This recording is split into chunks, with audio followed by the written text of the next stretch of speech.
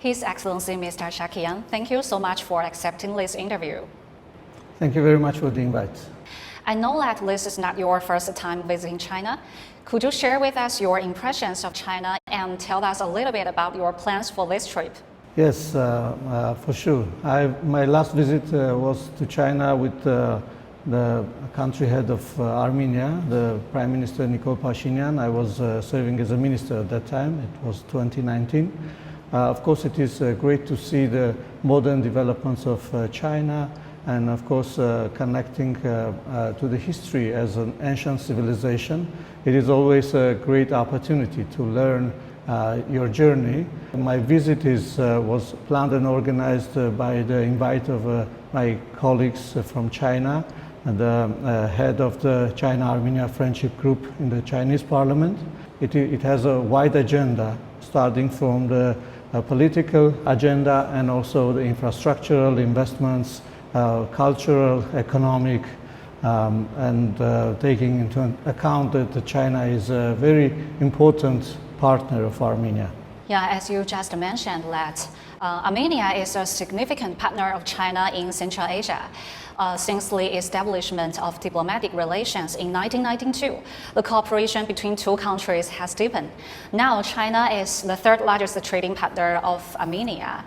So, what new areas of cooperation do you think have even greater potential in the future? If we count in a block manner, China is a third player of economy in Armenia. However, country by country, bilateral, it is the second, and more than $2 billion revenue between the countries. We discussed with our colleagues initiating direct flights between China and Armenia. I hope that it will start soon, and Armenians know that. And of course, there is a big potential in every aspect, especially, as I mentioned, in infrastructure. There are already big players who are creating water reservoirs in Armenia, as well as involved in north and south transport corridor construction in Armenia. Talking about the connectivity and infrastructure project cooperation, I know that Armenia has launched the Crossroads of Peace project, which you have mentioned on multiple occasions. So, would you please tell us more about it and how significant is that? It is quite important to be connected to the world.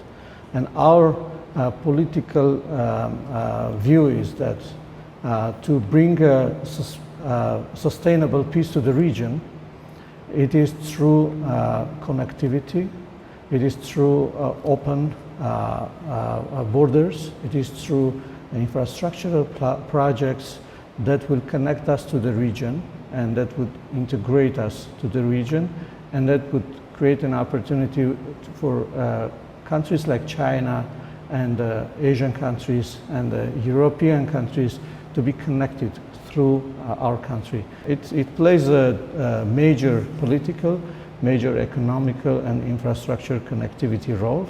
And I'm happy to say that, to state that our Chinese colleagues, such as the Vice Speaker of the Chinese Parliament yesterday, mentioned that it may play a major role also in the Belt and Road project, and it is very much connected to that initiative, and the Chinese side see it as a continuation, as a part of that large project.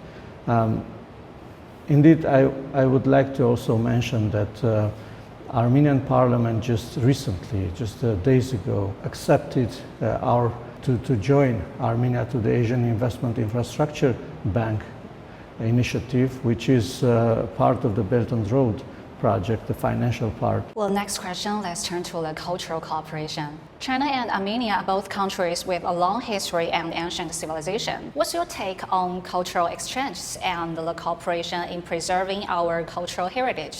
Armenia and China, we share great potential there, and it is connected through the history. I would mention that Mamikonian dynasty, which gave many generals to Armenia in ancient times, it is connected to China. The story is telling us that they came from China. Armenia is a great supporter of the program that you mentioned, and the civilization program and the cultural heritage plays a major role for Armenia. And of course, while we are talking about cultural exchanges, we must mention that in Armenia there are some ancient, Armenia as part of the ancient civilization has a cultural heritage, also could be very much attractive for Chinese tourists. Finally, Armenia is still a mysterious and distant country in the opinions of many Chinese people. Could you tell us a little bit about any captivating scenery or attractions that await Chinese visitors if they get a chance to explore the country?